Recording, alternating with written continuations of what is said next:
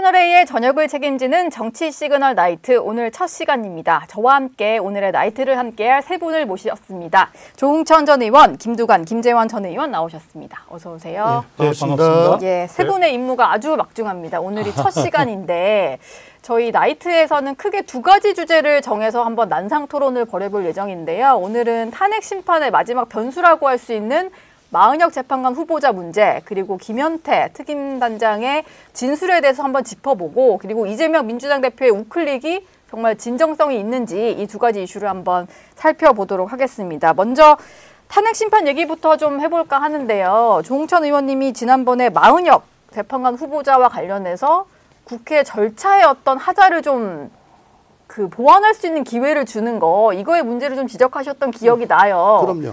지난 금요일 14일에 국회에서 마은혁 재판관 임명 촉구 결연이 통과가 됐거든요. 아유, 그게 탄핵안 탄핵 소추를 예. 국회가 의결하고 그 이후에 뭐 여러 가지 복잡한 절차를 거쳐가지고 결국은 우원식 의장 명의로 권한쟁의가 들어갔는데, 네. 우원식 의장이 대한민국 국회라는 명의를 썼어요. 그러니까 그 의장이 그냥 막 그렇게 써도 되느냐, 여기는 본회의 의결이 있어야 된다라는 절차적 하자가 문제가 됐었고, 그리고 헌재도 참 이해가 안 되는 게, 어쨌거나 소송할 때, 재판할 때 제일 먼저 따지는 게 당사자 적격인데, 네. 어떻게 청구인 적격을 제대로 따지지 않고 결정을 선고하려다가 2시간 전에 갑자기 변론 재개해가지고 됐지 않습니까? 근데 그걸 1차 변론 마치고 하도 난리를 치니까 2차 변론 할 때 국회 측 대리인이 이거 본회의 열어가지고 하자 치유 좀 할 수 해도 되겠습니까? 그러니까 네. 지금 현 상태에서 해야지 어떻게 당사자 적격이 하자가 치유가 될까? 그럼 나중에라도 본회의 열어가지고 국회 명의로 권한쟁의 하는 거를 의결을 하면은 그 하자가 치유가 되는 건가? 저는 안 된다고 봅니다. 이거는 그냥 각하를 해야 된다고 맞다고 보거든요. 네. 이건 마치 계엄 국무회의가 지금 제대로 안 열렸다. 혹은 뭐 안건도 제대로 없었다. 뭐 여러 가지 말들이 많지 않습니까? 그래서 국무회의 심의가 없었다. 이것도 지금 탄핵 사유 중에 하나인 것 같은데요. 그러면 지금 최상목 대행이 지금 국무회의 열어가지고 계엄 안건을 지금 심의하는 거예요. 그거나 마찬가지다, 이렇게 보시는군요. 그러면 이게 하자가 치유가 되느냐. 그러니까 좀 의구심을 좀 가지게 하는 게, 그냥 각하하면 될 거를 뭐 하자를 치유를 하려면 얼마가 걸리냐. 네. 2주 걸립니다. 이런 얘기를 왜 하는지 전 모르겠어요. 근데 민주당 입장에서는 마은혁 후보자를 임명을 하는 게 좀 임명을 하자는 취지로 계속 얘기를 하고 결의안도 통과시킨 네. 거 아니겠어요? 근데 임명을 하는 게 도움이 되나요?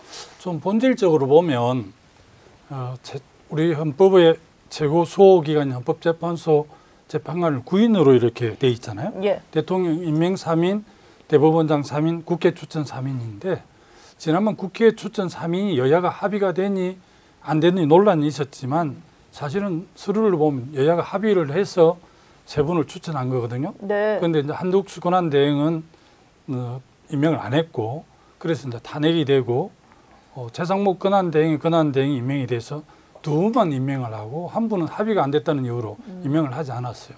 그래서 이제 논란이 되고 있는데, 네. 물론 이제 마은혁 재판관이 새로 임명이 되면 아마 이제 또 심리에 대한 점검 이런 걸 해야 되기 때문에 전체 심리가 늦어질 수 있다는 이런 우려는 있지만, 그래도 헌법재판소 9인 완전체가 대통령 이 문제를 심리해서 뭐 인용이 되든 기각이 되든 9인 전원 합의체로 하는 게 훨씬 더 이 헌법재판소 정신에 맞다, 이렇게 저는 이해를 하고 있기 때문에 예. 마은혁 재판관을 국회 추천목으로 추천했기 때문에 추가로 최상목 권한대행이 임명하면 잘 마무리될 것으로 저는 보고 있고, 우리 국회도 그런 결의를 한 걸로 알고 있습니다. 예. 이게 저희가 좀 가볍게 하는 게 나이트인데 다들 좀 너무 정자세로 하셔가지고 좀 이제 편한 분위기로 말씀을 부탁드릴게요. 그냥 톡 까놓고 얘기를 해야지 다들 편하게 얘기하실 것 같아서 김재원 전 최고위원께는 그럼 이렇게 질문을 좀 드릴게요. 일각에서는 지금 보수 일각에 좀 희망이 담긴 내용인 것 같긴 합니다만 헌법재판소 내에서 지금 5대3 기류가 있다 뭐 이런 얘기도 좀 흘러나오잖아요. 실제 맞는지는 제가 취재를 안 해봐서 잘 모르겠는데 뭐 그런 얘기가 있습니다. 그러니까 민주당 입장에서는 한 명이라도 더 채워야 그 탄핵 인용 요건인 6명이 되지 않겠느냐 뭐 이런 구상이다라는 말도 나오는데 보시기에 어때요? 좀 신빙성 있는 얘기인 것 같으세요? 일단 뭐 5대3인지 뭐 몇 대 몇인지 그거는 취재를 해도 안 나올 겁니다.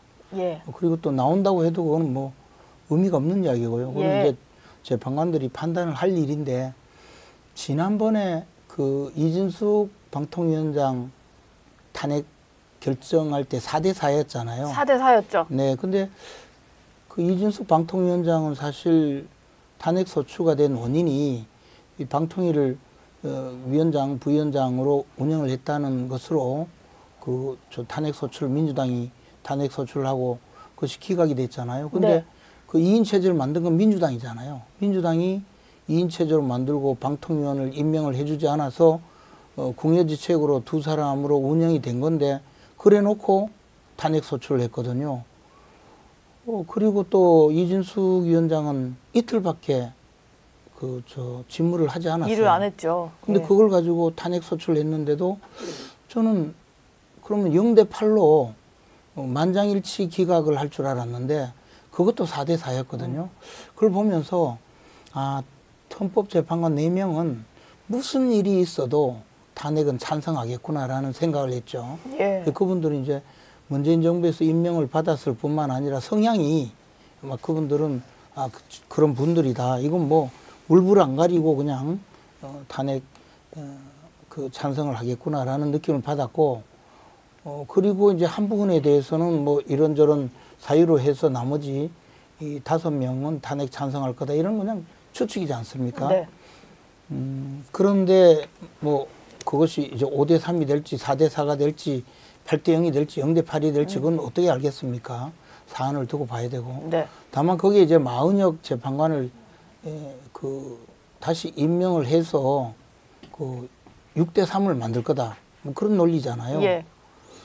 근데 이제 그 논리가 왜 잘못되었냐 하면 첫째는 그러면 이 마은혁 이분은 들어가면 무조건 탄핵을 인용할 거냐. 인용할 거다. 네. 그런 논리가 맞잖아요. 예.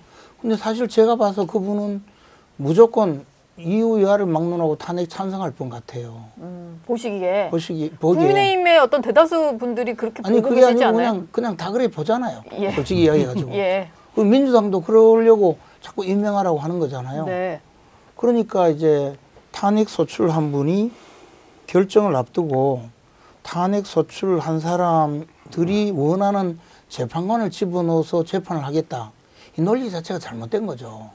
그렇잖아요. 예. 심판 중에 우리 편 좀 부족한 것 같으니까 우리 편 하나 더 넣어서 탄핵이 되도록 해보자. 이 논리란 말이에요. 네. 이 물불을 안 가리고 지금 하고 있는 게. 예. 근데 그럼 그 절차가 어떻게 됐느냐? 그건 우리 이제 지금 조홍천 의원님 말씀하셨다시피 이건 뭐 말도 안 되는 지금 일을 벌여놓고 지금 헌법재판소에서 재판을 하다가 막 선고를 하려고 보니까 이게 뭔가 잘못될 것 같으니까 다시 미뤄서 지금 선고기일도 안 잡았잖아요. 예. 그렇죠. 아마 제가 보기에 선고하기도 어려울 겁니다. 이게. 헌재- 그래서 뭐 자꾸 예. 최상목 대행이 임명을 할 건가 말 건가 그런 주장을 추측을 하잖아요. 저는 헌재가 선고하기가 좀 어려울 거라고 보고 선고를 해서 정말 어거지로 이게 탄핵 심판을 위해서 어쨌든 마은혁 재판관을 임명하지 않는 것이 위법 상태라고 확인을 해준다 하더라도 그러면 최상목 대행이 그렇게 해야죠. 근데 임명을 하겠는데 대통령 탄핵 선고 끝날 때 이후에 하자. 지금 이전에 하는 것은 이거 뭔가 위법한 거 아니냐. 예. 이 자체가. 네. 그리고 또 하나는 부당하다 기본적으로. 네. 탄핵 소추를 한 측에서 우리 편 하나 더 밀어넣어서 가결표 하나 더 만들겠다는 것인데 네. 그것을 어떻게 국민들의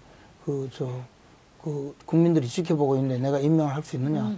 그런 논리로 나중에 임명하겠다 해야죠. 뭐 탄핵을 하든 말든. 지금 뭐 예상하시기로는 마은혁 재판관 후보자의 임명 여부를 좀 결정지을 그 권한쟁의 심판 결론이 당장 나오기는 쉽지 않을 거다 이렇게 예상하셨는데 조홍천 의원 보시기에도 좀 비슷한가요?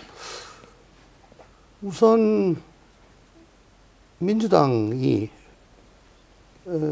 계엄 전에는요. 예. 우리는 투명하겠다. 국회의 관례를 무시하고 계속 무리한 얘기를 계속 끌고 해서 몇 달 동안 임명이 안 됐죠. 그때는 예. 민주당한테 나쁠 게 아무것도 없었습니다.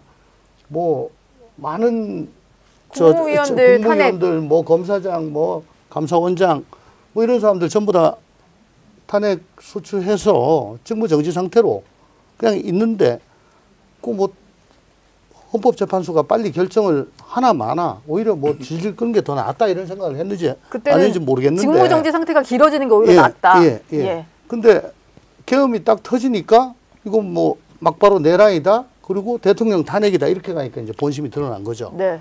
그래서 뭐 부랴부랴 난리를 치고 했는데 사실 인사청문회 때부터 그때 제 기억에는 세 분의 헌법재판관을 이틀에 걸쳐서 했는데 한 분당 3시간 내지 3시간 반 정도 했어요. 예. 최고재판소의 재판관 인사청문을 3시간 반 하는 거는 솔직히 말이 안 됩니다. 근데 국민의힘도 제대로 안 들어갔던 것 같은데. 국민의힘 아예 안 들어갔죠. 아예 안 들어가고 그냥 일방적으로 이런 식으로 했군요. 일방적으로 하는 거는 우리는 동의 못 한다고 아예 안 들어갔는데 네. KBS 사장 2박 3일 했습니다. 박장범 사장이요? 예. 방통위원장 2박 3일 했습니다. 예. 글쎄요. 헌법기관입니다. 네. 헌법재판소 재판관은. 그죠? 예. 그리고 지금 이 상황에서 보니까 헌법재판관이 얼마나 참 중요하다는 거 지금 깨닫고 있잖아요. 그런 분은 3시간 하고 그 KBS 사장은 2박 3일을 해요. 네. 예. 그래서 그 청문회 중에 방통위원이 방통위 직원이 아마 실려가기도 했다는 걸 본 것 같기도 하고 뭐 그러는데 어쨌거나 너무 좀 서두르고 또 하나는 어쨌거나 이 마은혁을 비롯한 이 재판관들 임명이 안 시킨다 해서 한덕수 총리 및 대통령 권한대행에 대해서 탄핵을 했잖아요. 예. 그 이후에 이제 이 모든 것들이 지금 벌어지고 있는 건데 그러면 그때 당시에 그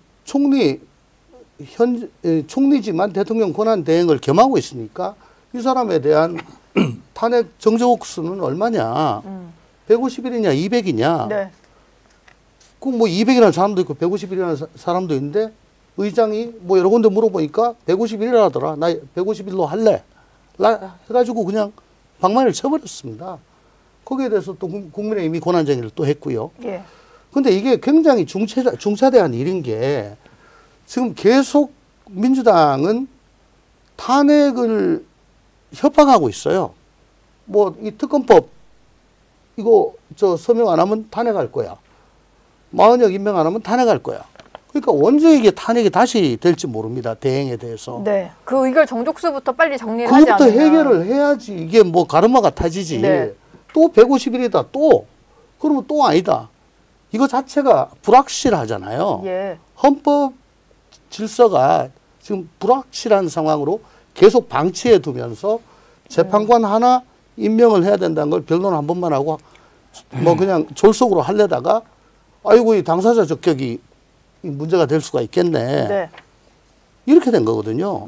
그러니까 그 자체를 지금 굉장히 좀 모양이 사납다. 모양이 사납다. 듣다 보니까 저는 김두관 전 의원에게 상당히 궁금한 게 많은데 예. 지금 뭐 물론 민주당 소속이시지만 현역 의원은 아니셔서 예. 이 모든 국회에서 벌어지는 과정을 바깥에서 보셨잖아요. 예. 근데 이렇게 외부인들이 보시기에는 국민의힘과 개혁신당 등이 보기에는 상당히 좀 민주당의 어떤 행태가 조급해 보였고 여러 가지 문제점을 많이 낳았다 이런 지적들을 받고 있어요. 김두관 의원 보시기는 어떠세요? 우리 선거법이 이제 양당제가 그냥 말로 그 대립할 수밖에 없는 그런 구조를 갖고 있잖아요. 예. 그러니까 사실 국회의 기본적인 운영 원리인 대화 타협이라는 운영 원리가 작동되지 않는 상황이잖아요. 과거를 좀 돌아가 보면 13대 국회가 가장 사당 체제였는데 그때 가장 생산적인 국회였다라고 해고를 하고 있거든요. 13대 국회. 예, 그렇습니다. 그 몇 년도죠? 제가 88년요. 어린이 시절이어가지고. 그때 이제 통일민주당, 평화민주당, 공화당, 민자당 때인가 그래서 일로 삼김 시대인데. 삼김이 있습니다. 삼김 시대. 그때 이제 상임위원장도 배분을 하고 이렇게 했는데요. 지금 헌법재판소가 그 헌법을 수호하는 최고 기관이고 재판관들 청문회 자체가 뭐 좀 짧게 했다 길게 했다 이런 논란은 있을 수 있지만 대부분 고등법원장 출신이라든지 고법의 부장판사 이상인 분들로 보통 이제 추천이 되고 임명이 돼요. 임명 과정이 대통령 임명, 대법원장 임명, 국회 추천 이렇게 돼 있기 때문에 사실은 정치적인 그 의도가 반영될 수밖에 없지만 그래도 이제 헌법에 위반했느냐 아니냐를 판가름하는 최고의 헌법재판소이기 때문에 그분들이 어떤 당에 뭐 추천으로 됐다 하더라도 지금 윤석열 피청구인 현재 진행되고 있는 상황에 대해서 나는 최고 법관으로서 헌법재판소 재판관으로서 나는 현명한 판단을 할 거라고 봐요. 그런데 이게 정치적으로 논란이 되니까 지난번에 서부지법에 난동도 있었잖아요. 그래서 매우 걱정이 됩니다. 그리고 헌재에서 뭐 6대 3이기 때문에 또 아니면 5대 4가 되기 때문에 마흔의 재판관을 반드시 임명해서 6대 3으로 만들어야 되는 이런 이제 가상 시나리오를 바깥에서 많이 이야기를 하는데 중벌 재판관들이 어떤 생각을 하고 있는지를 모르죠. 독립의 심판이기 때문에 모르지만 정말 이게 헌법을 위반했느냐 아니냐를 가지고 상식적으로 판단할 거라고 보고요. 제가 알기로 재판관을 보좌하는 그 연구관들이 4, 5명 정도 이렇게 보좌를 하고 있잖아요. 그분들이 아마 기각을 하게 되면 기각 사유를 충분히 써야 되고 인용하면 인용 사유를 충분히 써야 되는데 그게 다 사초가 되듯이 자조상 대손을 이렇게 남기게 되잖아요. 역사로. 그래서 이게 명백하게 지금 피청구인이 위반을 했는데 그걸 인용 안 하고 기각을 했다? 그럼 역사의 평가를 받을 텐데 그런 두려움을 갖고 있는 적어도 상식 있는 분들이 헌법의 재판관이라고 봅니다. 그래서 나는 공정하고 합리적으로 헌법 위반했는지 안 했느냐만 판결하기 때문에 현명한 결과가 나올 거로 저는 확신합니다. 그럼 저희가 여기서 잠깐 이게 이제 뭐 여러 가지 말씀하셨는데 원래 그 민주당은 사실 MBC의 지배 구조에 대해서 관심이 많았어요. 민주당이요? 예, 민주당이. 그러니까 그때 당시에 이제 방송문화진흥회가 MBC의 대주주거든요. 그 방송문화진흥회가 임기가 만료가 된단 말이에요. 그럼 이제 후임 방송문화진흥회 이사들을 임명을 하면 그분들이 MBC 사장을 교체할 수 있어요. 근데 방송문화진흥회 이사들을 바꾸는 권한을 가진 분이 방송통신위원장이거든. 그래서 이 방송통신위원장이 일을 하면 박문진 이사를 신임 이사로 바꿀 수가 있잖아요. 그러니까 전임 방송통신위원장 일을 못하게 그리고 이제 탄핵 소추를 한 겁니다. 탄핵 소추를 하니까 만약에 탄핵 소추가 돼버리면 그분이 직무 정지가 되니까 박문진 이사 임명을 못 하잖아요. 그러니까 그분이 탄핵 소추되기 전에 사표를 냈어요. 사퇴했어요. 그리고 이진숙 위원장이 새로 임명이 돼가지고 이제 임명되자마자 박문진 이사를 교체를 한 거죠. 그렇게 해서 이제 들어오니까 이제 탄핵 소추를 해버린 거죠. 그러면 탄핵 소추를 해놓고 소송대로 진행하면서 MBC 입장에서는 이진숙 방송통신위원장이 직무에 복귀하지 못하게 오랫동안 붙들어 놓기 위해서는 탄핵 소추가 오래 가면 좋잖아요. 그렇게 하기 위해서 그러면 굳이 헌법재판소에 재판관을 보충해 줄 필요가 없었단 말이죠. 그리고 국회에 3명을 보충할 생각이 전혀 없었어요. 그러니까 원래대로 하면 과거에 이렇게 3명의 재판관이 바뀌면 여당에서 1명, 야당에서 1명, 그다음에 여야 합의로 1명 이렇게 추천하는 것이 오랜 세월 동안에 국회의 관행이자 이게 국회 관습법이란 말이에요. 그런데 국민의힘 입장에서는 헌법재판관들이 새로 충원이 되어야 6명이 9명이 되고 그렇게 되면 탄핵소추가 빨리 결정을 해서 뭐 이진숙 방송통신위원장이 실제 탄핵소추가 되더라도 탄핵될 거라고는 아무도 생각하지 않았으니까 민주당도 생각하지 않으니까 그러니까 헌법재판소 재판관 6명은 헌법재판소에서 재판을 할 수 없다는 그것 때문에 그러면 헌법재판소가 영원히 그만 기능 부전이 돼서 재판을 못 하도록 하고 이준숙도 못 돌아오게 민주당이 당초 그렇게 하려고 했는데 국민의힘 입장에서는 이렇게 하다가는 이게 나라가 온전하지 못하겠다 해서 우리 그럼 양보하자. 그때는 계엄령 선포될지 모르고. 예.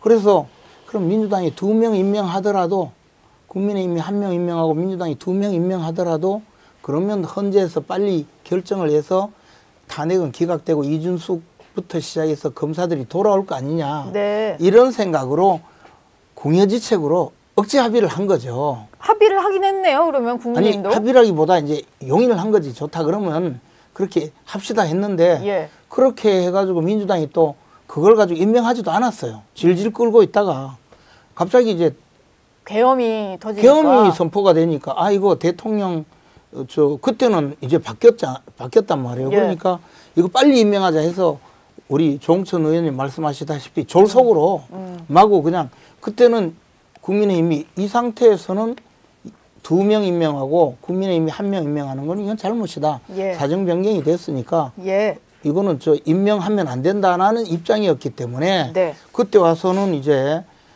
인사청문회도 맞고 그다음에 이것은 여야 합의가 아니다라고 했지만 민주당이 일사천리로 그냥 추천을 해버린 겁니다. 그러니까 그리고 나서 한덕수 대통령 권한대행이 이것은 임명하지 못하겠다 했고 그러니까 또 탄핵 소추를 했고 최상목 대행에 대해서는 만약에 임명하지 않으면 탄핵하겠다 하니까 최상목 대행은 대대행까지 탄핵 소추가 되면 그때 당시에 막 그 환율이 1,500원에 육박했거든요. 예. 이러다 경제가 무너진다 해서 그러면 2명만 임명하겠다 해서 오늘날까지 온 거거든요. 이런 상태인데 여기에 대고 헌재에서 소장을 제대로 쓰지도 않은 소장에 의해서 재판을 하려다가 지금 중단한 상태예요. 그리고 이런 상태를 지금 헌재는 왜 이렇게 오로지 탄핵 심판, 대통령 탄핵 심판에 그냥 급가속을 하기 위해서 5만 가지를 다 거기에만 몰두를 하는지 국민들의 이 안타까운 시선 이거 좀 제대로 했으면 좋겠다. 질서도 절차도 지키고 제대로 했으면 좋겠다. 뭔가 순서가 뒤죽박죽이다. 이런 것도 없이 그냥 마구 가니까 이제 전부 다 문제 제기를 하고 헌재가 불공정하다부터 시작해서 오만 이야기가 나오고 있는 거죠. 헌재 탄핵 심리에 들어가자마자 지금 국민의힘에서 굉장히 속도가 빠르게 심리를 진행한다 이렇게 이제 비판했는데 이제 전례가 2번이나 있잖아요. 박근혜 전 대통령, 또 노무현 전 대통령.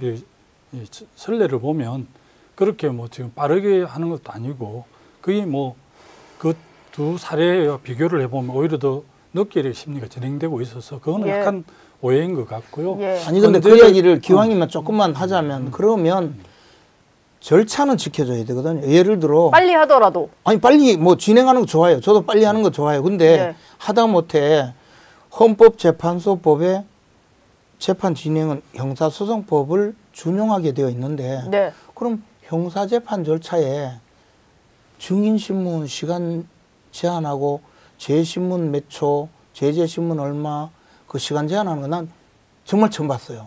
그리고 형사소송법의 가장 중요한 대원칙이 증거법이에요. 형사소송법은 다 증거를 어떤 증거는 이게 합법적인 증거고 어떤 증거는 위법적인 증거인지 그래서 위법적인 증거를 법원에서 그 위법적인 증거를 근거해서 유죄 판결을 선고하지 못하게 하는 것이 형사소송법의 대원칙인데 지금 헌법재판소에서는 그걸 지키지 않아요. 저도 쭉 지켜보고 있는데 그런 거를 이야기하는 거예요. 국회 탄핵소추단이라든지 피청구인 변호인단이 이 논쟁한 걸 봤는데 헌법재판소 재판관들 또 문행배 재판소장 대리를 비롯해서 지금 8분 그 진행하는 걸 보니까 굉장히 공정하고 합리적으로 진행한다는 인상을 받았습니다. 지금 큰 한숨을 지금 조홍천 의원이 제가 평소에 의원은 동의 안 하겠지만 아니 평소에 제가 뭐 민주당이건 국민의힘이건 사법기관을 비판할 수 있어도 비난하면 안 된다고 입에 정말 인이 바이게 얘기를 하고 다닌 사람입니다. 비판과 비난은 다르니까. 그렇죠. 비판은 논거를 가지고 이러이러하기 때문에 요건 좀 아쉽다. 그렇지만은 항소에서 상고에서 한번 다시 판단을 구해보겠다. 네. 이런 정도까지는 얼마든지 가능하죠. 근데 뭡니까?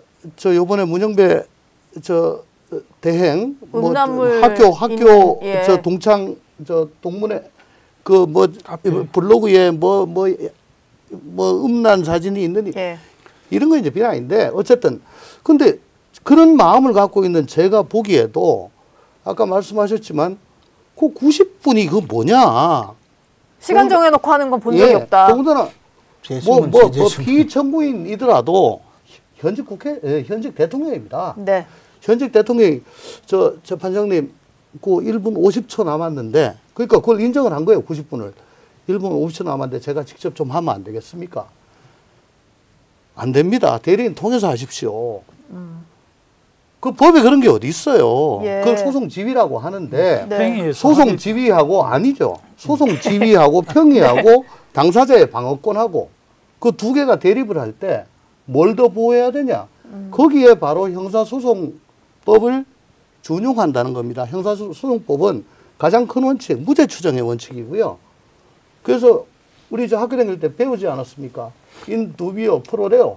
애매할 때는 공부를 열심히 안 해가지고 뭐 피고인의 법대 영어입니까? 예, 아니 라틴어인데 예, 이거는 뭐 형사법의 대원칙인데 네. 아니 그 딱 시간을 정해가지고 안 된다 칼같이 자르고 대통령 손드는데 그 손 부끄럽게 그렇게 만들고 예. 어쨌든 지금 현직 대통령이에요. 최고 책임자이기 때문에 아니. 부담이 될 수 있잖아요. 그래서 대리인을 통해서 그러면 그거는 얘기하게 하고 네. 그게 부담이 되고 영향을 미칠 것 같으면 그때 제지를 하면 되는 거지. 저희가 박근혜 대통령 예. 탄핵 때 정우성 또 최순실 그러면 고소당합니다. 최서원 6시간 반 7시간 했어요. 네. 증인신문을. 예. 왜 그렇게 못해지죠? 왜? 그러니까 왜 그렇죠? 아니 근데 왜 그럴까요? 네. 이런 이야기예요. 지금 사람들이 간과하고 있는 것이 우리가 이제 재판에서 그 판결이 선고되고 나면 이 재판에 불복하면 항소하고 대법원에 상고를 해요. 바로 잡아지길 원하잖아요. 예. 그런데 이 탄핵 심판은 단심제예요. 네. 그러니까 바로 잡을 길이 없어요.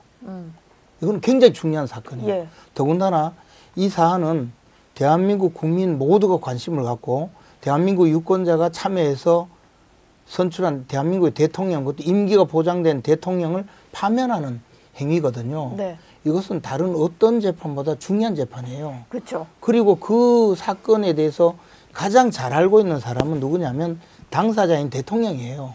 어쨌든 자기와 관련된 사건이기 때문에. 네. 그런데 그렇기 때문에 우리가 이제 형사재판에서 마찬가지로 아무리 법률 전문가인 판사, 검사, 변호사가 재판을 하더라도 피고인의 진술을 반드시 들어봐요. 왜냐하면 자기 일은 자기가 제일 잘 알거든요. 그렇죠. 그리고 피고인의 발언을 막 제재하는 건 어떤 경우냐, 재판장을 모욕한다든지, 막 소리를 지른다든지, 또 중언부언하면서 도저히 이 실체 관계에 해결되지 못할 이야기를 한다든지 할 때는 제재할 수가 있겠죠. 예. 그러나 우리가 수사를 할 때도 우리 선배들이 항상 이야기한 것이 아무리 법률 전문가가 듣더라도 사건 당사자인 본인이 제일 잘한다. 이야기를 들으라는 거였거든. 네. 근데 대통령은 둘째치고 사건 당사자예요. 사건 당사자가 내가 지금 저쪽에서 이야기하고 있는 것이 이러이러한데 뉘앙스가 다를 수도 있고 뭔가 다르기 때문에 내가 한번 물어보겠다고 했을 때 그걸 제재할 법적 근거가 없어요. 아무런 근거가 없는데 예. 평의에서 그렇게 했다는 것은 이것은 있을 수 없는 이야기예요. 그리고 또 하나는 저는 예. 형사소송법에 전문증거 배제 법칙이라는 것은 최고의 그 가치거든요. 예. 그래서 그러나 우리나라에서 과거에 재판을 할 때 옛날에는 원님 재판을 했잖아요. 조선시대에. 그러니까 재판이 수사도 하고 재판도 하고 형량도 선고하고 그게 원님 재판이란 예. 말이에요. 그러니까 수사한 사람 재판하면 무조건 유죄 일단. 그렇잖아요. 네. 그러다가 수사한 사람하고 재판하는 사람을 떼놨어요. 그러다 보니까 재판에 담당하는 공소관이 필요하니까 검사가 있는 거예요. 그죠? 검사는 수사를 하지 않는 사람이 와서 공정하게 수사하고 재판을 분리해서 하는 거죠. 근데 이런 상황에서 이런 상황에서 지금 벌어지고 있는 이 증거 법칙을 그동안에 박근혜 전 대통령 시절하고 지금 윤석열 대통령 시절하고 그동안에 민주당에서 형사소송법 개정해서 전문 법칙을 강화해서 검사 앞에서 조서를 작성해도 이게 당사자가 와서 이 내용이 맞습니다라고 하지 않으면 이 조서를 증거로 사용하면 안 돼요. 법이 바뀌었는데 그걸 가지고 재판부에서 이거 사용하겠다고 결정하는 거예요. 그러니까 법을 위반하는 바뀌었는데 거예요. 헌법재판소는 법을 위반하는 거예요. 네, 그거를 쓰겠다. 이런 식으로 재판하는 게 두 분의 말씀을 들어보면 비청구인 대통령께서 방어권이 보장 안 되는 것처럼 이해가 되는데 충분하지는 않았는지는 모르겠지만 계속 변론을 지켜보고 있는 제가 볼 때는 충분히 그 소송 대리인들이 그렇게 충분하게 방어권을 행사하고 있고 대통령은 그날만 이제 그는 팽의를 해야 되기 때문에 대리인을 통해서 하면 좋겠다고 그 문행배 대인께서 그렇게 말씀하셨지만 전체적으로는 그 지금 피청구인 윤석열 대통령 방어권은 충분하게 보장되고 있다 이런 입장입니다. 그런데 그러면 왜 저 여론이 헌법재판소를 신뢰한다가 50대 초중반, 신뢰하지 않는다가 40대 초중반이에요. 어마어마합니다. 이거는 이 상태로 변론이 나면은 나라 두 쪽 납니다. 이제라도 지금 저희가 뭐 뒷 이슈가 또 있고요. 이재명 대표 우클릭 얘기도 해야 되고 지금 저희 얘기 못한 분이 한 분 있어요. 마은혁 재판관 후보자 얘기를 하다가 지금 헌재의 어떤 절차적인 문제까지 흘러와 버려서 김현태 707 특전사 특임단장 얘기를 좀 해보겠습니다. 뭐 마은혁 재판관 후보자 임명할 거냐 말 거냐는 여야가 지금 좀 싸우는 문제이고 오늘 국회에 김현태 전 특임단장이 출석을 해서 진술을 여러 가지를 하고 있는데 오늘 같은 경우는 야당 없이 국민의힘 의원들만 질의를 하고 답변하고 이런 상황인 것 같아요. 근데 좀 나온 얘기 중에 주요 발언을 먼저 소개를 해드리면 본인이 좀 봤다는 곽종근 전 사령관의 자수서를 보면 국회의원이라든지 끌어내라는 단어가 없다 뭐 이런 얘기도 했고 그리고 대통령의 단전 지시는 없었다. 곽종근 사령관 지시에 스위치를 내린 거고 이것조차 뭐 제대로 된 단전은 아니었다 뭐 이런 얘기를 좀 했어요. 아마 오늘 얘기들 많이 들으셨을 것 같은데 어떤가요? 지금 김현태 특임단장의 진술은 탄핵 심판에 좀 영향을 줄 수 있는 진술이다 이렇게 보시나요? 글쎄 지금 뭐 김현태 특임단장만 뭐 당시에 국회 안에 들어갔고 뭐 거기서 문 깨고 들어가고 한 게 그 혼자는 아니잖아요. 지금 관련되신 분이 뭐 사령관이 뭐 한 두세 분 더 계시고 더 계시죠. 그리고 또 뭐 경찰도 또 있고 한데 다른 분들 또 진술 들어보면 그 어쨌든 좀 안 맞는 게 좀 있거든요. 뭐 서로 간의 진술, 또 자기의 옛날 얘기, 지금 진술, 뭐 이게 뭐 서로 안 맞는 게 있는데 뭐 이런 거야말로 충분히 그 재판정에서 얘기를 듣고 그 양심에 따라 법률에 따라 재판관들이 판단을 하면 되는 거죠. 뭐 저는 사실 솔직히 얘기해서 잘 모르겠습니다. 근데 이분이 그 한창 비상계엄 사태가 벌어진 이후에 그 용산에서 기자회견을 자처하셔서 길거리에서 기자회견 하셨던 거 다 기억나실 거예요. 눈시울 붉히면서 했던 거.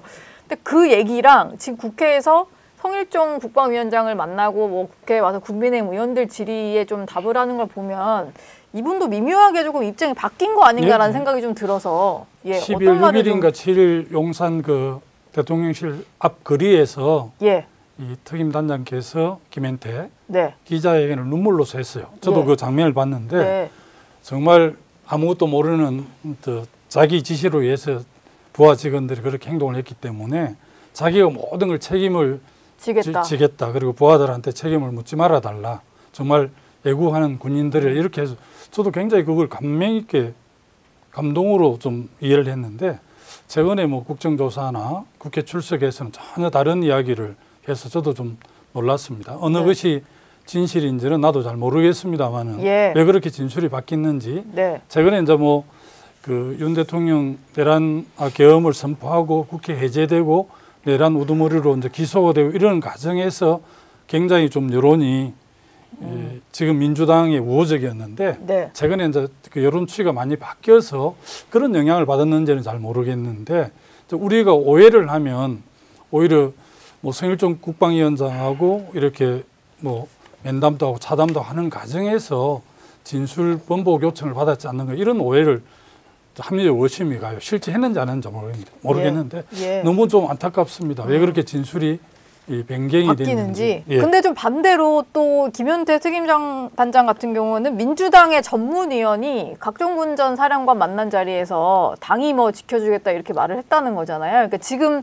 서로 여야가 서로를 향해서 지금 관련된 군 관계자들을 회유하고 있다 이런 지적을 하는 것 같아요. 보시기에 좀 이 정도면 실제 각 당이 회유를 하고 있다 뭐 이렇게 봐야 될까요? 글쎄요. 그 어쨌거나 간에 그 곽 전 사령관하고 그다음에 수방사령관 이진우 사령관 그 두 분이 겸 직후에 그 야당 의원 유튜브에 나가가지고 군복 입고 뭐 이래 뭐 얘기를 술술 하는 걸 보고 저는 깜짝 놀랐어요. 김병주 의원 유튜브에. 야 이거 그러니까 공무원도 그런데 더군다나 그 스리스타가 군복을 입고 나와가지고 방송 나가려면은 그 상부에 허가를 득해야 되거든요. 승인을 받아야 됩니다. 안 그렇습니까? 그런 거 없이 그냥 나가가지고 그 얘기를 갖다 그렇게 막 한다? 이거 완전히 당나라네. 했었는데 그 이후에 이제 뭐 말도 바뀌고 하니까 이게 뭐 이 사람들이 지금 도대체 뭐 정신이 있는 건지 없는 건지 어쨌든 그렇다고 하더라도 헌법이나 법에 법률에 주어진 사유 없이 비상계엄을 선포한 건 사실이고 또 국회에 군병력이 들어가가지고 문 부수고 창문 부수고 들어간 건 사실 아닙니까? 그러니까 그것만 해도 이건 뭐 사실은 그 내란죄의 구성 요건에 일단은 해당된다고 봅니다. 이제 그 이후에 이 말이 이렇게 뭐 왔다 갔다 하는 거에 대해서는 그 헌법재판관한테 맡겨두고 저희는 그냥 큰 줄기만 보는 게 맞지 않느냐 싶습니다. 큰 줄기만 보는 게. 김재원 의원 뭐 하실 말씀 있으세요? 김현태 단장 관련해서? 근데 이제 이분은 사실 그 전후 과정에서 굉장히 중요한 증인이죠. 왜냐하면 국회에 진입한 그 특수임무단의 단장이니까. 그리고 이분에게 모든 명령이 그 하달이 되고 실제로 실행을 하고 실행을 하고 자기가 직접 또 국회에 들어가고 했으니까. 그런데 이분이 진술이 바뀌었다고 하는데요. 그 과정에 보면 그 곽종근 특수전 사령관의 영향이 제일 커요. 직속상관으로서. 근데 그분이 많이 바뀌어요. 곽 전 사령관이 많이 바뀌었다. 바뀌었죠. 처음에 그 계엄 선포되고 3일 만인가 말씀하셨다시피 김병주 의원 개인 유튜브에 출연해가지고 저는 뭐 포로로 잡힌 그 포로로 잡히지 않은 모습이 포로로 잡힌 그 무장해제 당한 군인으로 보였어요. 내가 아는 그 삼성 장군은 굉장히 높은 사람들인데 저도 뭐 군 생활을 했지만 사성 장군 출신이라서 선배라서 그런 걸까요? 그건 아니고 그게 아니고 주눅이 들어서 뭐 시키는 대로 그리고 그날 문제가 된 발언이 그거잖아요. 뭐 처음에 요원들 끌어내라 했다 하니까 의원들 말인가요? 의원 국회의원들 말이죠. 의원들 이런 식으로 막 따라가는 것 때문에 논란이 계속 됐잖아요. 저는 어느 쪽이 옳다 그르다를 넘어서서 이 사람이 왜 그 국회에 정식으로 출석해서 질문 답변도 아닌 그 김병주 의원의 유튜브에 갔을까? 그리고 또 박범계 의원한테 거의 취조당하듯이 조사받듯이 뭐 하고 발언도 하고 다 했잖아요. 그런 과정에 대해서 지금 와서 그때 또 직후에 보면 민주당에서 이 사람은 뭐 공익신고자로 해준다 이런 발표도 하고 그랬잖아요. 공익신고 안 돼요. 제명이. 아니 어쨌든 이 죄명으로는 안 돼요? 안 되죠. 안 되는데 공익신고자로 하겠다 하고 뭐 또 그 이후에 뭐 여러 뭐 변호인 어쩌고 변호인 소개하겠다 이런 과정이 결국은 그때 당시에 혼란에 빠진 군인들에게 일정한 영향을 미친 것 아닌가. 근데 네. 제가 뭐 그분들의 인격을 탓할 생각이 없고 그러나 지금 와서 다 걷어낸 거죠, 이제 상황이. 예. 결국에는 뭐 구속도 되고 뭐 어떻게 되고 이래 됐으니까 지금은 각자 자신들의 입장에서 이야기를 할 겁니다. 그런데 저는 김현태 단장은 지금 와서 진실을 말하고 있다고 봐요. 진실을 말하고 있다. 저는 예. 네. 김두관 의원 혼자 또 생각 다르신 거죠? 거죠? 좀 다르게 생각하는데요. 예. 이번 계엄 관련해서 군 장성들, 특히 지휘관들 태도를 보면 예. 자기가 모든 책임을 지고 부하들을 살리려고 하는 사람이 있고 모든 책임을 부하에게 물으면서 자기만 살려는 사람들이 좀 나누어져요. 예. 이 방첩사령관, 특전사령관, 소방사령관을 보면 각종근이 특전사령관의 태도를 쭉 보면 물론 뭐 진술이 왔다 갔다 했는지까지는 난 세세하게 모르지만 기본적으로 이 책임을 자기가 지겠다는 자세로 지금 일관하고 있거든요. 네. 그렇기 때문에 오히려 각종근 사령관의 그런 발언들이 더 진실되게 저는 다가오더라고요. 책임을 부하에게 미루지 않지 않습니다. 그리고 김현태 특임단장의 진술은 지금 오히려 오락가락하고 있기 때문에 훨씬 더 신뢰가 가지 않아요. 신뢰가 가지 않는다. 그래서 저는 정말 지금 어쨌든 그 군을 동원해 국회를 침탈을 했는데 어쨌든 내란 우두머리로 지금 구속 기소가 돼 있고 현재 재판을 받고 있잖아요. 예. 자기 어쨌든 명령을 내서 김용인 국방부 장관, 박암수 육참총장, 쓰리스타 세 분하고 또 정보사령관 이렇게 해서 어마어마한 많은 보안들이 지금 다 구속이 돼 있지 않습니까? 이 정도 되면 모든 책임이 저한테 있다고 해야 될 윤석열 대통령이 현재에 나와서 한 번도 사과나 자기 책임을 인정하지 않았어요. 이 점이 우리 국민들이 얼마나 마음이 아플까 이런 생각이 나는 들더라고요. 예. 그래서 좀 더 지켜봐야 되겠지만 네. 부하를 아끼는 장군하고 책임을 부하에게 물으는 두 부류의 장군들을 보면서 느낌이 좀 왔습니다. 근데 뭐 사실관계 때문에 말씀드리자면 예. 곽종군 사령관은 자기가 책임지겠다는 내용이 없어요. 김현태 단장의 김현태 첫 단장은 기자회견이 예, 김현태 단장은 처음부터 지금까지 자신이 했다고 해요. 다만 자신이 지시받은 내용은 이거고 지시받지 않은 내용은 이거고 그때 당시 상황은 이렇다고 설명을 할 뿐이지 네. 김현태 단장이 자기가 책임이 없다고 이야기한 적은 한 번도 없고 네. 자기 행위를 전부 다 설명하고 있고 곽종군 사령관은 자기 책임이라고 이야기한 적이 없어요. 예. 제가 보기에 예. 그것은 명백해야 되지 네. 거꾸로 이야기하면 안 된다고 봅니다. 김현태 단장이 명백하게 입장이 완전 180도로 선회를 했는데 무슨 진실을 이야기한다는 선회한 적은 한 번도 없어요. 이 사람은요. 다만 지금 지시받았다는 내용 그리고 민주당 측 관계자들을 그 만났던 대해서 그 내용에 내용에 대해서 조금 그때 당시 상황과 약간 다른 이야기를 했지 네. 지금 말이 달라진 게 현장에서 이야기한 거 달라진 거 하나도 없고 저희가 크게 두 가지 주제를 얘기를 하고 있는데 지금 마은혁 후보자 그리고 김현태 단장 관련해서 얘기를 좀 마무리를 해서 약간의 소결론 정도로 좀 짚고 가겠습니다. 사실 이 두 분이 마은혁, 김현태 두 분이 뭐 군과 어떤 법원으로 이제 활동하시는 이제 근거지가 다 다른데 둘을 묶어서 얘기를 하자면 탄핵 심판과 관련된 인물이다라고 할 수 있을 것 같아요.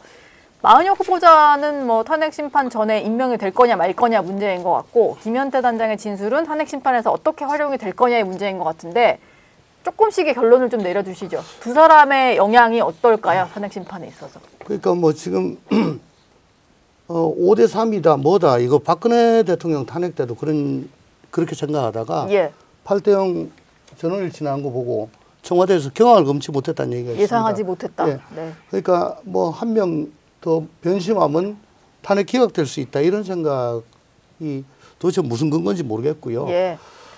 어쨌거나 국회 관행은 보호돼야 됩니다.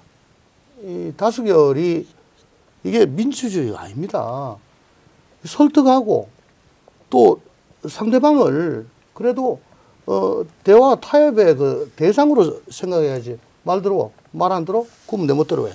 이거는 민주주의가 아니죠. 예. 그러니까 뭐 다수결 근본주의로 지금 이렇게 하는 건 옳지 않다. 그리고 마은혁 후보자를 임명을 하게 될 경우에는 아마 소송 절차 갱신에 들어가는데 이건 당사자가 동의를 하면은 약식 갱신을 해서 이런 취지의 진술이 있었고 이 내용은 이런 취지입니다. 요지만 따가지고 하면은 하루에 끝나는데 그게 아니고 그 조서 다 읽고 증언 내용 다 읽고 이런 식으로 하면 엄청 걸립니다. 더 걸려요. 예를 들어 양승태 대법관의 사법농단 사건 6개월 걸렸어요. 7개월 걸렸어요. 별로 갱신은 안 돼. 그리고 작년에 대장동 백현동 사건 갱신했거든요. 법원이 양해를 구하고 양해 구해서 요즘만 얘기해가지고 한 달 걸렸습니다. 엄청나게 시간 걸립니다. 예. 과연 그게 가능할까요? 만액 재판관 임명은 네. 국민의 대표기관 국회의 추천이기 때문에 그게 존중돼야 하고요. 새로운 재판관을 임명하면 방금 조홍천 의원 말씀대로 약식으로 이렇게 점검을 하면 말을 끄고. 그건 근데 피청구인이 동의를 안 하는데 그걸 어떻게? 실제 대통령 측이 동의를 해야 된다는 거죠? 예, 법에 그렇게 나와 있어요. 근데 또 평의했다고 또 할 수. 아니 근데 법에 동의를 지금도 법도 필요 없는 말씀을 마무리하실 수 있게. 실제 아마 저희들도 헌재 재판 심리에 대해서 굉장히 관심을 갖는데 한때 이렇게 재판으로 추천된 분이기 때문에 쭉 이렇게 그 상황들을 스크린하고 있을 거라고 저는 보고요. 피청구인 쪽에서 뭐 동의 안 하고 그러면 또 다른 문제인데 저는 그렇게 임명되는 게 맞고 김인태 특임단장의 진술은 제가 볼 때는 좀 처음하고 다른데 그 부분을 정확하게 좀 규명을 하면 그것이 이제 헌재 심판에 나름대로 의미 있게 적용이 될 거라고 저는 그렇게 적용이 될 것이다. 김재원 의원님 말씀을 마무리로 결론을 지어볼게요. 근데 사실 마은혁 그분은 임명 못할 겁니다. 저는 그래 보고요. 김현태 단장의 진술에 대해서 헌재가 국회에서 이런 진술을 한 것을 과연 증거로 사용해서 읽어볼지 지금 뭐 자기들 마음대로 하니까 저는 뭐 별로 기대하지 않습니다. 예. 네. 헌재 절차에 대해서 되게 불신이 깊으신 것 같아요. 지금까지 그래 했어요. 예. 김재원 아니 그러니까 정말 공정한 것보다 공정한 것처럼 보여지는 게 더 중요한데 그걸 신경 안 쓰는 것 같아요. 예, 알겠습니다. 다음 주제로 좀 넘어가 볼게요. 이재명 민주당 대표의 우클릭에 대해서 얘기를 해볼 텐데 뭐 여러 가지 지금 얘기를 던진 건 많은데 이후에 다시 좀 슬그머니 말을 바꾸면서 일관성이 없다라는 지적을 좀 받고 있는데요. 저희가 오늘 좀 집중적으로 얘기할 부분은 상속세 완화 부분입니다. 특히 부동산 상속세 부담을 좀 낮춰주겠다. 여기에 집중을 하고 있는 것 같은데 세 분께 제가 드릴 질문은 이런 거예요. 이재명 대표의 속내는 정말로 어떤 세부담 완화에 대한 깊은 고민이라기보다는 표가 될 만한 지역을 핀셋으로 공략한 거다. 이런 분석이 있잖아요. 여기에 좀 동의하시는지에 대해서 좀 여쭤보고 싶은데요. 아니 흥묘백묘 하면서 갑자기 성장하고 뭐 또 친미 친일 그쪽으로 돌았어요. 예. 그 믿으십니까? 저는 이런 원사이드한 탄핵 정국에서도 지지율이 40% 박스권, 비호감도 40%. 이거 뭐 어떻게든 뚫어야 될 거 아닙니까? 비호감도 이준석 의원이 제일 높긴 하는데. 아니 네. 그건 상관 아니고. 예. 그래서 확장성에 적신호가 오니까 우클릭을 했어요. 그러니까 또 전통적 지지층이나 당내에서 반대를 하니까 또 좌클릭을 해요. 그러면 그 상태로 놔두고 예를 들어 뭐 기본사회 뭐 무슨 위원장 그만두겠다더니 요번에 또 뭡니까 기본사회 또 들고 나왔고 반도체 특별법 관련해서 52시간 적용 제외하다가 주 4일로 갔고 뭐 AI 하겠다는데 그러면 AI는 그 전기가 무지하게 드는데 고준위 방패장법이나 전력망법은 아직도 안 되고 있고 그러니까 뭐 막 던지는 것 같아요. 막 던지는 것 같은데 요번 이제 상속세 들고 나왔는데 저번 대선 때 윤 대통령한테 5% 줬습니다. 총 24만 한 7, 8천 표 줬는데 서울에서 31만 표를 줬어요. 그게 마용성 뭐 이런 거란 말입니다. 종부세가 왕창 올라가지고. 그러니까는 이걸 신경 써가지고 지금 이렇게 하시는 것 같은데 저는 이분이 하시는 말씀 중에 나는 원래 뭐 그 자리에 있었는데 왜 나보고 왔다 갔다 하느냐. 난 제자리였다. 예. 나 이건 뭐 천동설.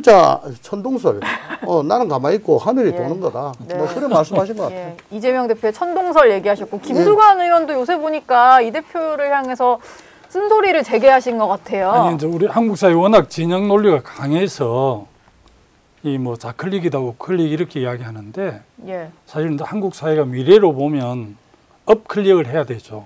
그게 이제 성장인데 그래도 뭐 좋은 일거리가 있어야 일자리가 만들어지니까 예.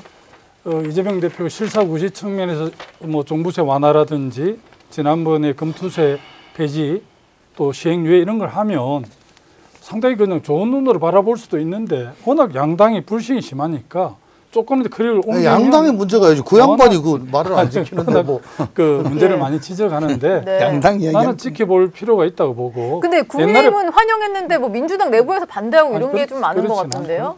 다른 다양한 의견들이 있지만 대체적으로 인정하고 지난번 작년 8.18 전당대회에서 기본사회, 기본소득을 이제 우리 정강 정책에 넣었단 말이에요. 강령으로. 예. 그 부분에 대해서 최근에 이제 기본사위원장을 본인이 사임하고 이런 과정에서 좀 정책의 일관성이 없지 않나 이런 비판이 내부적으로 있어요. 그럼에도 불구하고 또 우리 입장에서는 탄핵이 인용되면 조기 대선이 있잖아요. 네. 그러면 우리 입장에서는 정권 교체를 반드시 해야 되기 때문에 중도층과 중원을 획득해야만이 대선에 승리할 수 있어요. 옛날 박근혜 대통령도 자클릭을 많이 했어요. 김종인 그 위원장을 이렇게 멘토로 모셔서 그렇게 경제민주화 나왔을 경제민주화 이렇게 하고 그랬잖아요.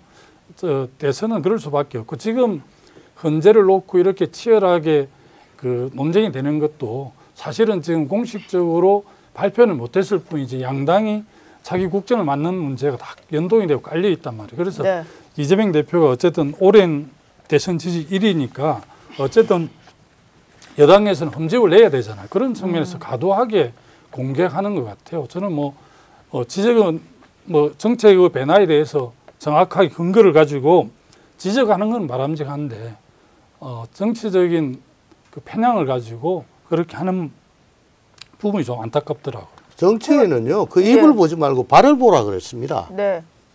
그러니까 말을 뭐 어떻게 하든지 간에 그거는 크게 중요하지 않고 실제 행동이 어떻게 되느냐 그걸 보라는 거죠. 네. 무신분립이라고 하잖아요. 신뢰가 없으면 아무것도 할 수 없다는 말은 동의하죠. 일본에 대해서 적성국가다. 한미일 뭐 삼국 군사훈련이니까 자유대 군합발이 한반도를 다시 짓밟을 것이다. 예. 요번에 1차 탄핵 안에는 한미일 위주의 미일 위주의 기이한 외교 행태. 그거 넣었었죠. 그 지금 미국이 난리지 않습니까? 예. 그 대표가 오케이 안 했는데 탄핵 안에 그런 게 들어가겠습니까? 네. 그러더니 지금 와가지고 뭐라 하냐? 한미일 삼국 협력 이의 없다. 일본 국방력 강화는 우리한테 위협이 안 된다. 그죠? 네. 그리고 저 재벌 해체가 내 정치적 목표다라고 저번에 얘기했다고 내 최근에서 말씀드렸죠. 네. 그러다가 지금은 기업의 성장이 곧 국가 발전의 동력입니다. 뭐 이래 얘기를 하지 않습니까? 그러니까 입은 막 하시는데 발이 안 움직여요. 그러다 보니까 뭐 이재명 대표가 일관성은 있는데 오락가락 하는 거에서는 일관성을 보여주고 있다. 뭐 이런 얘기를 오늘 아침에 정치 시그널 출연하신 분들이 하시더라고요. 비난을 위한 비난이죠. 비난을 위한 비난입니까? 그것도? 그러니까. 아니 그럼 레코드를 보여주세요. 근데 가서 근데 확인해 보시죠. 우리 조홍천 의원께서 그 흥묘 병묘 이야기했는데 못 믿겠다고 말씀하셨잖아요. 네. 저는 최근에 이재명 대표가 이야기한 것 중에 귀에 쏙 들어오는 것이 흥묘 병묘 그리고 킬링필드. 킬링필드. 이 두 가지가 기억이 나는데 네. 흥묘 병묘 저는 믿어요. 이분은 표만 되면 뭐든지 해요. 아. 그러니까 처음 제가 던진 주제로 다시 돌아갔네요. 고양이가 뭐 흰 고양이든 검은 고양이든 쥐만 잘 잡으면 된다. 이게 이제 중국의 등소평이 남송 강화 시작할 때 그 저 심천 자유무역지대 만들면서 그 전에 이야기하면서 우리 경제 발전하면 뭐든지 하자라고 해서 그 서양식의 제도도 받아들이자는 그런 취지로 한 거거든요. 네. 그분은 실용적인 생각으로 시작을 했고 중국의 개혁 개방을 불러일으켰는데 이재명 대표는 그게 아니고 표만 되면 일단 뭐든지 하고 그러나 실행은 안 할 거예요. 말은 일단 하고 실행은 안 할 겁니다. 이 상속세법만 보더라도 그리고 실행을 할 생각이 없는 것이 만약에 상속세법의 진짜 문제는 이게 상속세법 실효세율이 일정액 수 넘어가면 55% 정도 되거든요. 네. 더 나가서 65%까지 가요. 그럼 어떻게 되냐 하면 기업하는 분들이 평생 일궈놓은 기업이 어느 날 그것도 우리가 이제 그 상속법 이를 배우면 이런 게 있어요. 웃고 있는 상속자가 있어요. 웃고 있는 상속자는 뭐죠? 그러니까 뭐 사람이 죽었는데 예. 슬프지 않고 웃고 있는 상속자들이 있을 수 있잖아요. 이제 내가 막 가슴 아픈 그런 가족 말고 약간 떨어져 있는데 어느 날 상속 재산이 확 굴러오는 거야. 그럼 웃고 있는 상속자의 개념이 있지만 또 거꾸로 그렇기 때문에 상속은 요즘은 사람들이 굉장히 그 대비를 해요. 그죠? 사전에 사전 증여도 하고 뭐 손자한테 직접 증여도 하고 이렇게 대비를 한 사람은 있는데 갑자기 돌아가신 분 이런 분들은 전혀 대비가 안 돼 있어요. 예. 이런 분들은 상속이 어느 날 갑자기 되면서 상속 재산을 반 이상 국가에 내놔야 되니까 이것이 이제 가업 승계도 안 되고 그래서 뭐 가업 승계 제도도 만들고 하는데 그것도 한정적이거든요. 제가 아는 한 분은 그 기업을 결국 다 팔고 국가에 저 대물로 넘기고 그 결국은 저 일부 저 현금만 받아 나갔거든요. 그래서 경영권이 넘어갔어요, 그냥. 예. 그 가업을 우리 국회의원 하신 분이에요. 이런 경우는 좀 승계하려고 해도 아니 극단적인 게 아니고 예. 극단적인 것이 아니고 법제도가 이러면 안 된다는 거예요. 그러니까 전 세계적으로 상속 2번 하면 없어지는 거죠. 전 예. 세계적으로 상속세율 이렇게 정해놓은 나라 극히 드물어요. 근데 그것은 옛날에 우리나라가 금융실명제도 아니고 네. 그다음에 재산도 명의신탁도 다 가능한 시절에 그때는 이제 이 저 상속세를 높게 해놨는데 지금은 이제 재산을 숨길 수가 없는 시절에 상속세를 그대로 두니까 이게 벌어지는 문제가 큰 거죠. 네. 그러니까 상속세율을 조정하자고 이 많은 사람들이 다 주장을 해요. 여야뿐만 아니고 정상적으로 하는. 근데 예. 지난 바로 연말 2달도 안 된 한 달 네. 전에 여야 간에 충분히 협의를 하다가 상속세율 50% 넘어가니까 이거를 40% 낮추자고 했는데 끝내 민주당이 거부해서 부결됐거든요. 민주당 입장에서 부자 감세 이렇게 결국에 그게 한 달도 안 됐어요. 근데 그러니까 부의 대물림이다. 부의 대물림. 지금 와서 그러면 그 부동산에서 18억까지 공제해주겠다. 이건 뭐냐면 서울 시내에 이제 아파트가 대충 한 좀 중산층 우리 집도 한 18억 이런데 18억으로 맞췄어요. 좋은데 사시는 아니 거. 18억으로 맞춘 거예요. 평균 한 15억 요걸 가지고 면제 주겠다고 하면 요게 이제 그 유권자 중에서 굉장히 그 이재명 대표에게 넘어올 수 있는 확률이 높은 고분 타겟이 된 거예요, 요분들이. 예. 그러니까 정말로 민감한. 네, 딱 그것만 딱 그리고 민주당 지지자들 그렇죠. 입장에서는 부자 감세다, 부의 대물림이다라고 하면서 싫어할 만한 건 빼고 요 부분은 요 부분은 18억으로 네. 하면 요 부분은 넘어올 가능성이 있다 싶어서 한 일종의 말하면 딱 표얻기 좋은 그 상태로 내놨는데 이걸 또 하겠느냐 네. 이거는 또 지켜봐야 되고 민주당 그리고 또 하나 킬링필드는 제가 보니까 킬링필드 이야기했는데 킬링필드는요 이재명 대표님 주위에 돌아가신 분 엄청 많잖아요. 이재명 대표님 주변이 지금 킬링필드예요. 근데 지금 자꾸 딴 이야기를 하는 거지. 뭐 계엄 성공했으면 코리안 킬링필드 하는데 이재명 킬링필드가 이미 정리가 돼 있어요. 강한 주장이시고요. 우리 민주당이 이제 그 기업가들의 상속 문제에 대해서 고민을 많이 하고 있어요.